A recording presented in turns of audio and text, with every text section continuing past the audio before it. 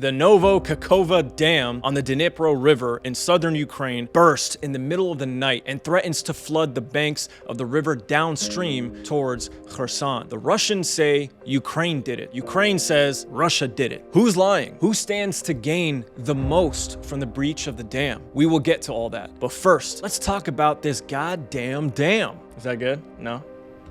Alright, whatever. The Novokakova Dam is not your average dam. It's a hydroelectric powerhouse that supplies energy to the surrounding area and even exports surplus energy to countries nearby like Moldova. It's also one of the largest dams in the Dnieper Reservoir Cascade, which is a system of dams built along the Dnieper River. Their purpose: to control floods, improve water transportation, and produce a whopping 10.8 billion kilowatts of energy. Now, let's go over what potential consequences of the dam breach could be.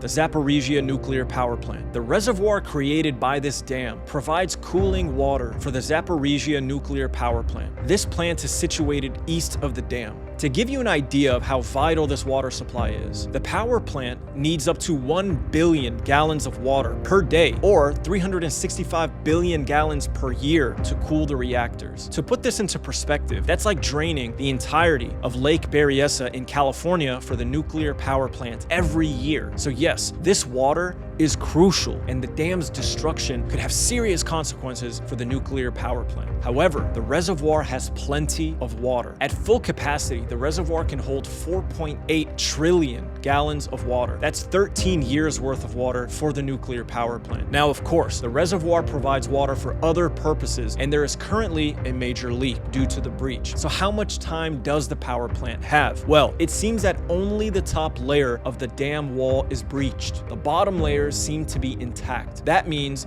that the flow of water should slow or even stop as soon as the level falls beneath the damaged area. If there aren't further damages caused by natural pressure or an explosion, then there should be plenty of water left in the reservoir to meet all of its needs. If this is true, then the plant is completely safe. If not, it will depend on the flow leaving the reservoir, and we simply cannot calculate that at this time. If things got worse, however, there is the potential that the other dams upstream under Ukrainian control could release water downstream to shore up the reservoir. Now, would they cooperate with the Russians? Not today, but in a ceasefire or peace deal, they might. But for now, the power plant doesn't seem to be at risk of a major disaster like in Chernobyl. There is time. How much time? I don't know, but it's safe to say possibly a couple of months.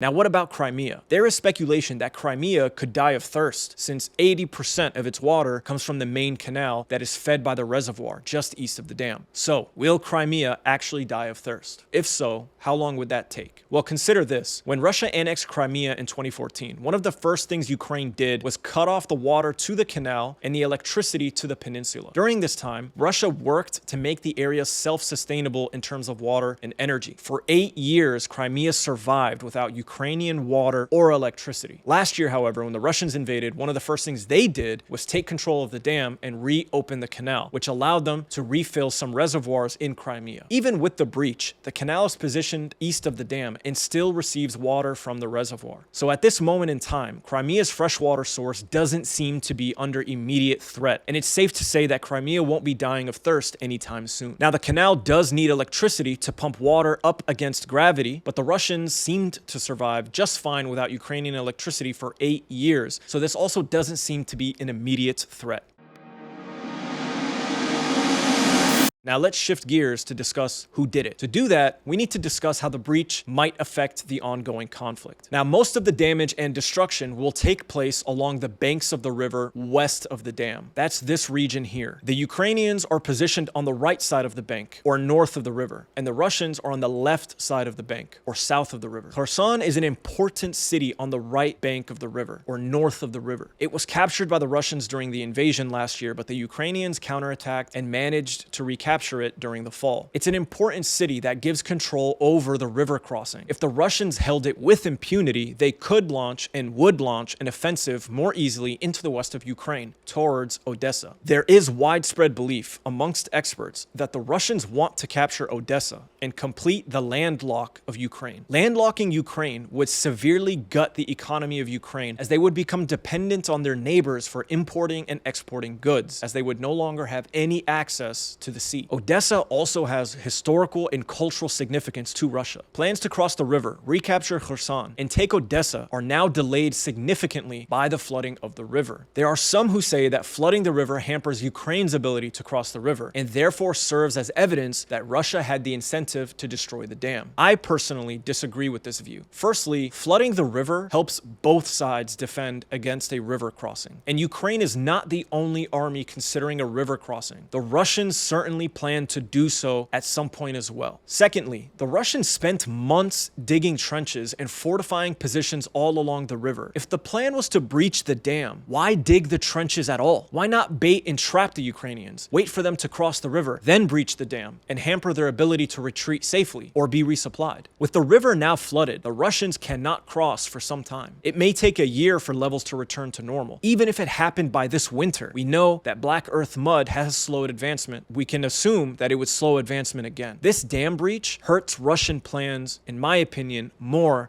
than it hurts Ukrainian plans. In fact, I believe it fits into Ukrainian plans, especially since the Russians need a decisive victory just as much as the Ukrainians do. Taking land doesn't necessarily win wars. Crushing your enemy's will to fight wins wars. This is what made Napoleon so famous, so deadly. He didn't look for minor victories. He looked for knockout blows. The Russians were well fortified south of the river. The Ukrainians would have destroyed their army and their precious NATO equipment attempting to cross it and take the trenches. This was one of the best and most well-defended areas in the entire war front. After this, Russia would have counterattacked and likely finished them off. Now, I understand that the timing of this dam breach during the Ukrainian counteroffensive suggests that the Russians were trying to thwart the counteroffensive. But I don't subscribe to the view that the Russians were afraid of the counteroffensive. I believe the Russians wanted it to take place. I believe they wanted the Ukrainian army to enter the intricate kill zones that they spent months creating with their trenches and with their fortifications. I think this would have broken the Ukrainian army, and there's some evidence to back my claim. Most people agree by now that the last 72 hours of fighting prior to the dam breach was the start of the counteroffensive. During this time, Ukraine is estimated to have lost 1,800 soldiers. Some estimates say 3,600 soldiers, either killed in action or wounded. They also supposedly lost 40 tanks and 150 infantry fighting vehicles. In exchange for these losses, Ukraine took Novodonetsk, a small settlement, which they lost in less than 48 hours, and a handful of other settlements along the front. 5, maybe 10 kilometers gained for 1,800 soldiers, 40 tanks, and 150 infantry fighting vehicles. Is that a good sign for the counteroffensive? It took 6 months for NATO to train and supply this army. At this kill rate, it would only take a month or two to destroy it. Remember, even with NATO help, they are the smaller country, the smaller population. They don't have the industrial or production capabilities to keep pace with Russia, the second largest and most powerful military on earth. Do not forget that. The Ukrainians are the underdogs in this fight. Now, I'm not saying the Ukrainians cannot succeed with their counteroffensive. I'm just saying it's only possible if they give it everything they've got at the perfect location. To me, that means focusing their forces on one front, not 2 or 3. Now, Ukraine will still lose many lives, but the result of focusing their troops in one location could be the recapturing of Mariupol and severing the land bridge to Crimea. So by breaching the dam, Ukraine can leave Kherson region lightly defended, as the river is now much wider and Kherson is somewhat flooded. This means more Ukrainian troops can be committed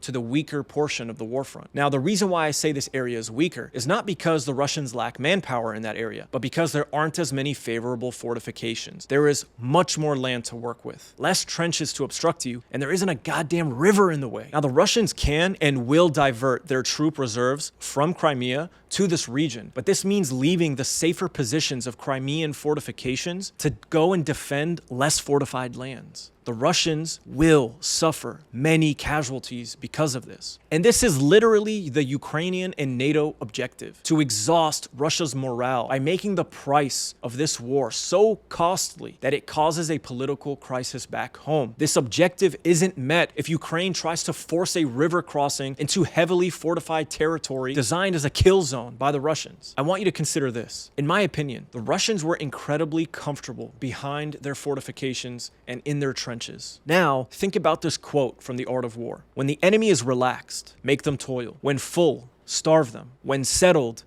make them move. The Ukrainians just made them move. That's why I think the breach of the dam is brilliant. And there were supposedly only 16,000 civilians at risk. They're being evacuated, so is it worth the risk?